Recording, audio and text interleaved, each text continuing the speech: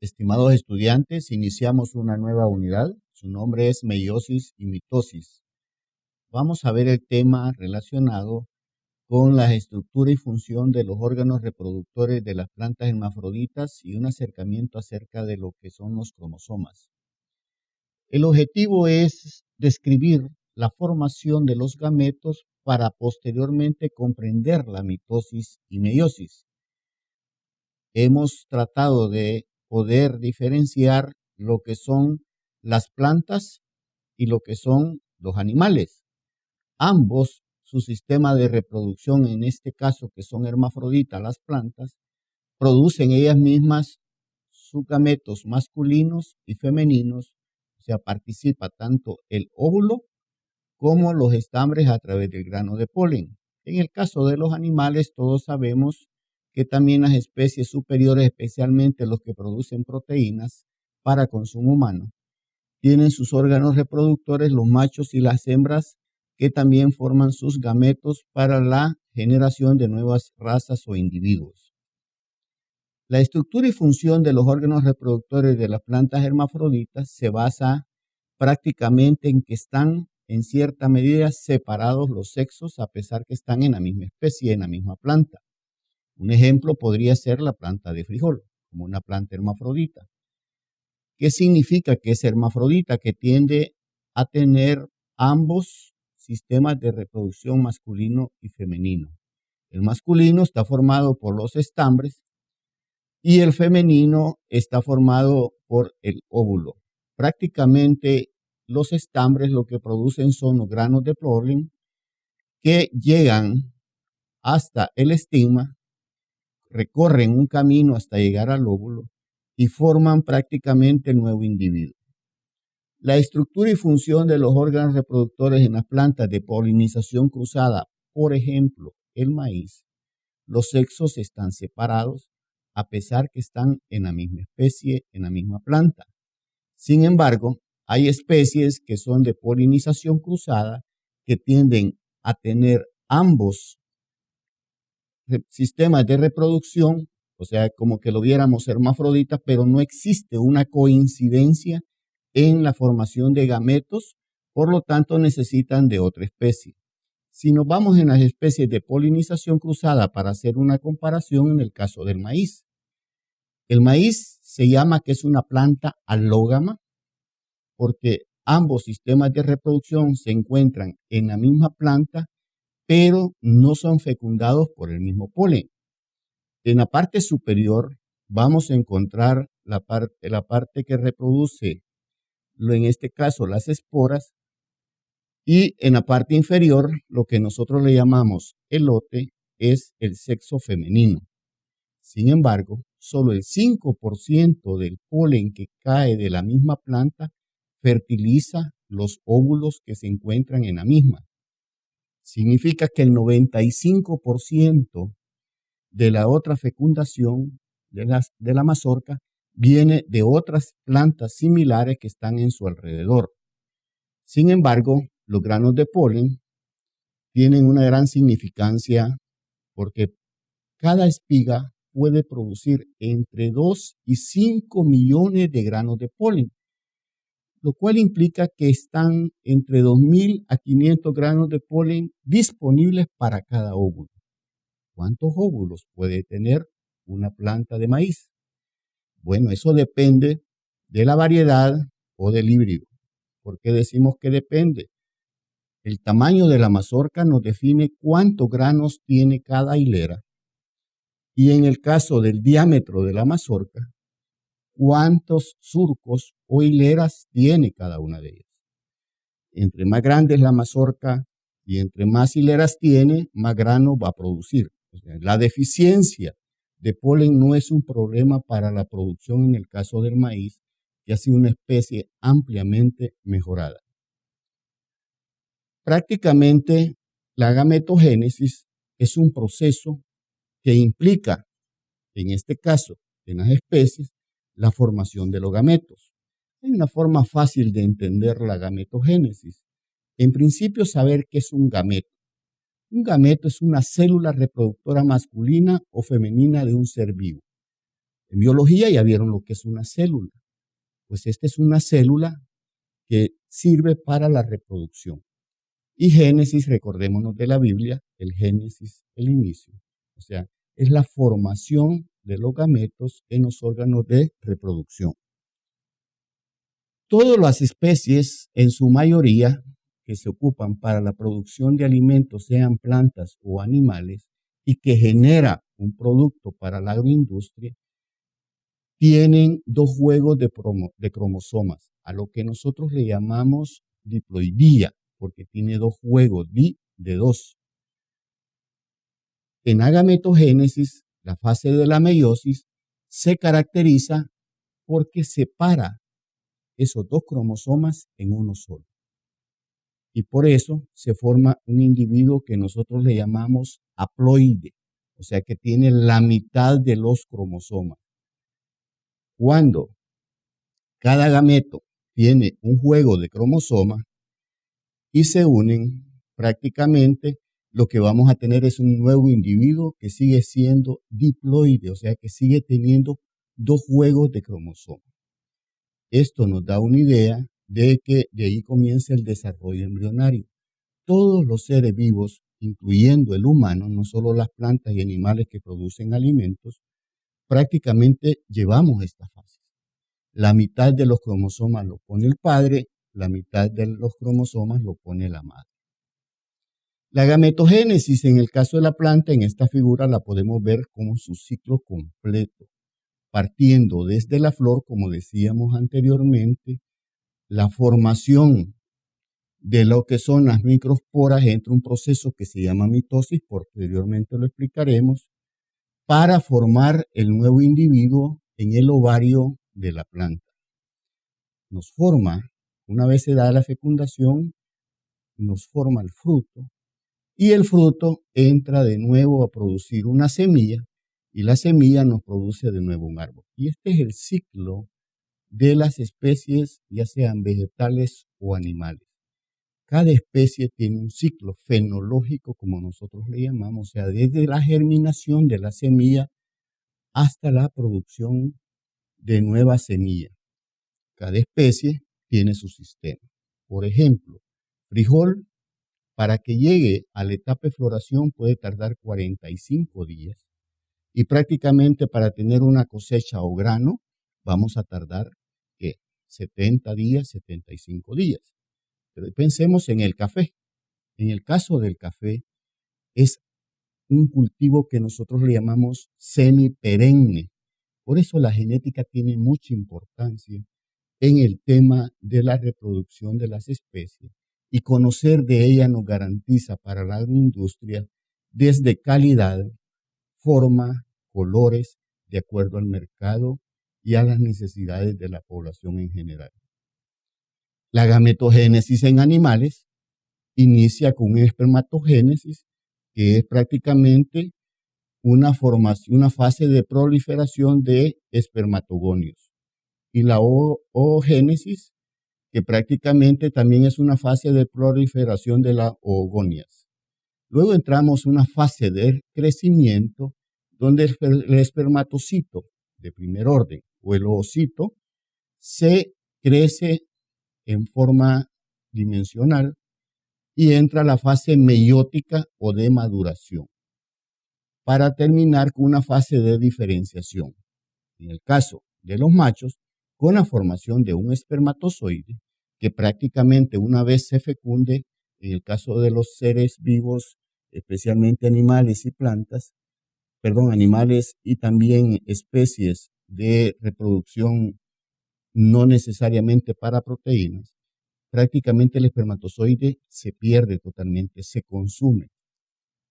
El óvulo, al contrario, el óvulo es el que se fecunda, pero guarda mucha información que posteriormente la vamos a ver, que se llama información extranuclear. Por eso hay muchas características que son heredadas de carácter materno. Esa es la gametogénesis en el tema de los animales.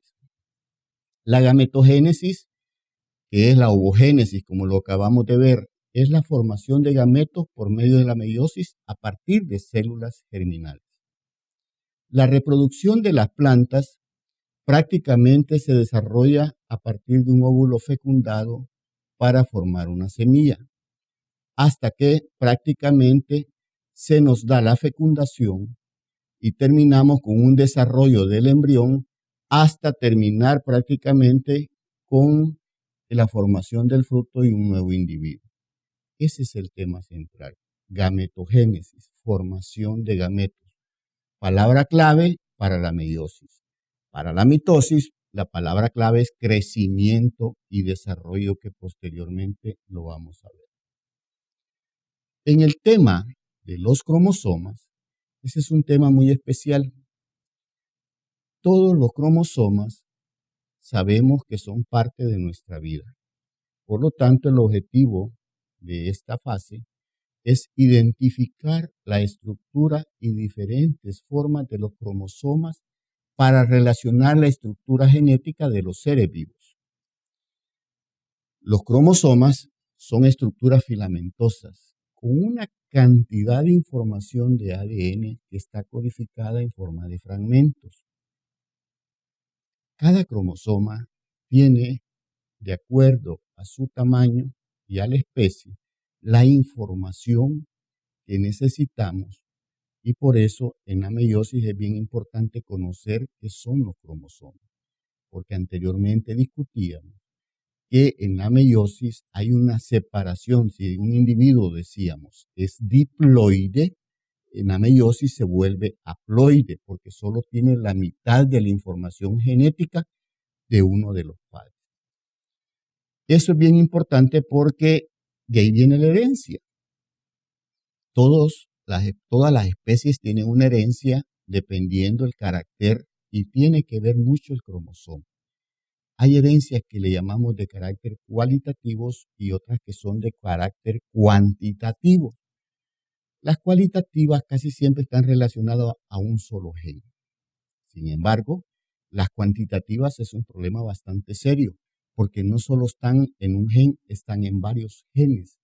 Y a veces los genes están en un mismo cromosoma, pero a grandes distancias, de acuerdo al tamaño del cromosoma. Entonces la heredabilidad se vuelve difícil, pero es más difícil cuando esa información genética o esos genes se encuentran en diferentes cromosomas. ¿Cuál es la otra característica de los cromosomas? Es que son autorreplicativos, o sea, que ellos solo se replican o se reproducen.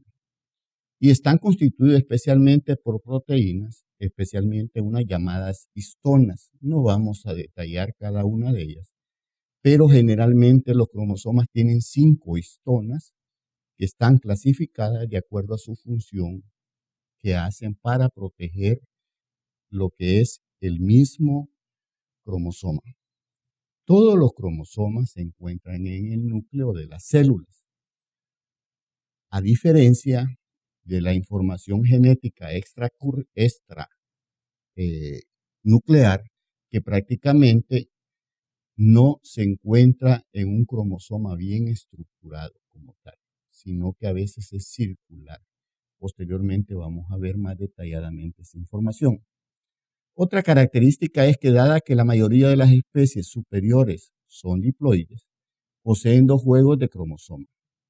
Uno de ellos procedente del padre y el otro procedente de la madre. La clase anterior discutíamos que, por ejemplo, hay ciertos caracteres que nosotros como humanos heredamos y poníamos el ejemplo de la estructura del pelo, el cabello, como nosotros le llamamos. Cabello tenemos un gen que puede determinar que el nuestro sea colocho, como le llamamos, si está en una condición dominante. Si está en una condición heterocigota puede ser quebrado, pero es el mismo gen. Y si está en condición homocigota recesiva, puede ser liso, pero es el mismo gen. Porque los caracteres están definidos de acuerdo a cómo está la información genética en cada uno de los cromosomas. En el caso de los cromosomas, se caracterizan porque ellos son de pequeño tamaño si nosotros lo vemos. Nada lo podemos ver así simple y sencillamente, sino que son microscopios especiales y se caracterizan porque tienen tres partes elementales, si lo queremos ver así. Uno es un brazo corto, generalmente uno más largo que el otro, generalmente, repito, un brazo corto, que muchos le llaman P y al otro le llaman Q. Y también tenemos el centrómero, que es lo que une al cromosoma. Los cromosomas se forman durante la mitosis en la profase. Las cromosomas tienen diferentes estructuras también, además de las que ya dictamos, como el centrómero, los brazos, los telómeros, por ejemplo. ¿Qué son los telómeros? Son zonas que confieren estabilidad a la estructura de los cromosomas, pero también tienen sectores replicativos que presentan ADN no codificante. Quisiera aclarar un poco este tema. Cuando hablamos del ADN no codificante, es porque esa información no genera nada que nosotros podamos ver o sentir. Una enzima, una proteína que nos determina, por ejemplo, cierta característica, ya sea física o sea fisiológica. El cinetócoro, que prácticamente es una proteína donde se enganchan las cromátidas a los microtúbulos hacia los polos en la mitosis. Luego tenemos las cromátidas, que son partes largas del cromosoma formados de ADN, y el centrómero, que decíamos anteriormente, que es donde se une prácticamente los dos brazos.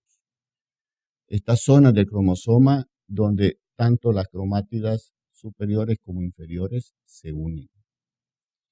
Cuando nosotros clasificamos los cromosomas, estos se pueden clasificar de acuerdo a la posición del centrómero. Repito, el centrómero es una estructura que une los brazos o los dos cromosomas en uno solo. Tenemos uno que le llamamos metacéntrico, o sea, el centrómero se localiza exactamente a la mitad del cromosoma. Y los dos brazos presentan igualdad de longitud. Ahí tenemos una figura donde el brazo superior e inferior de cada uno de los cromosomas es igual. Esas rayitas negras que vemos ahí es información genética diferente que se encuentra en los cromosomas, y si ustedes se fijan, en este caso, los cromosomas son similares. Luego tenemos otros cromosomas que le llamamos submetracéntricos, de acuerdo a la clasificación, y esto tiene que ver con la longitud del brazo del cromosoma, prácticamente mayor que la del otro. Y podemos ver esta estructura. O sea, la parte superior es más pequeña que la parte inferior. Le llaman submetracéntrico. El acrocéntrico, que es un brazo, es muy más corto que el otro extremadamente. Y le llaman acrocéntrico. Y el telocéntrico, que prácticamente nosotros lo que vamos a encontrar que solo se aprecia un brazo del cromosoma al estar el centrómero en el extremo.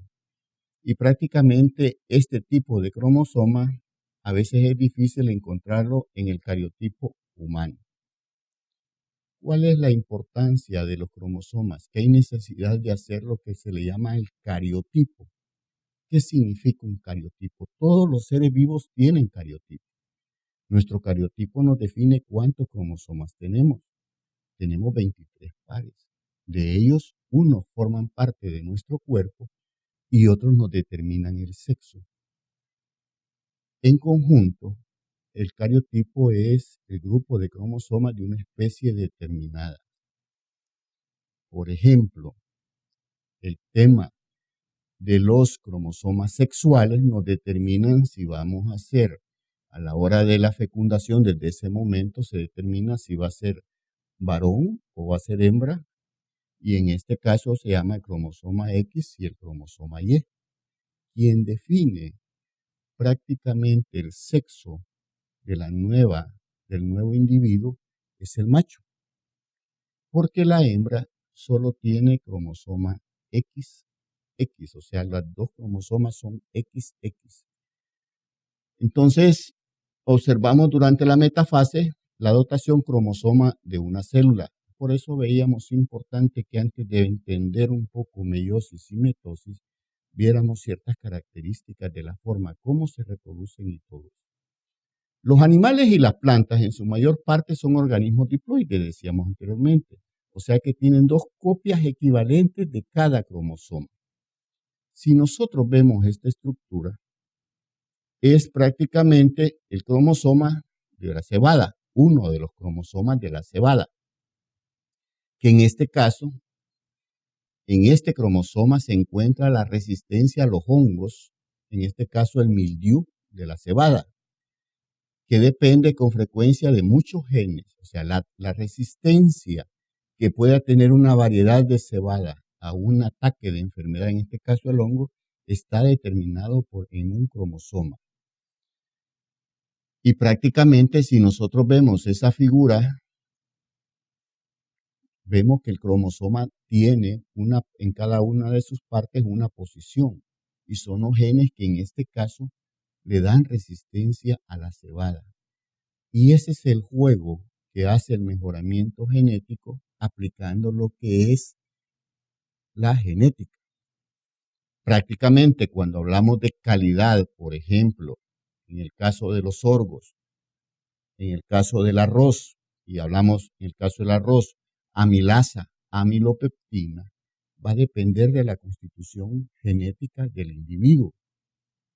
En ese sentido, la industria o la agroindustria, como se conoce, debe de tener elementos generales de la genética.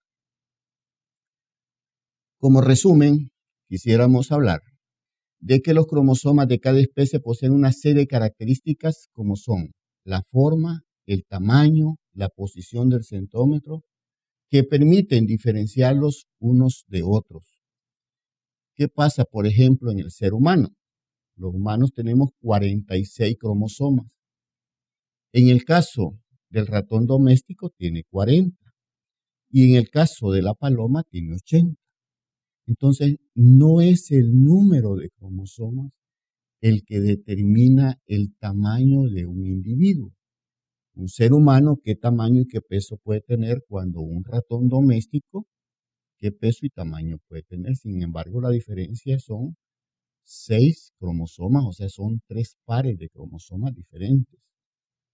Si nosotros vemos la lombriz intestinal, Ascaris, tiene 2 cromosomas nada más, cuando el grillo tiene 22.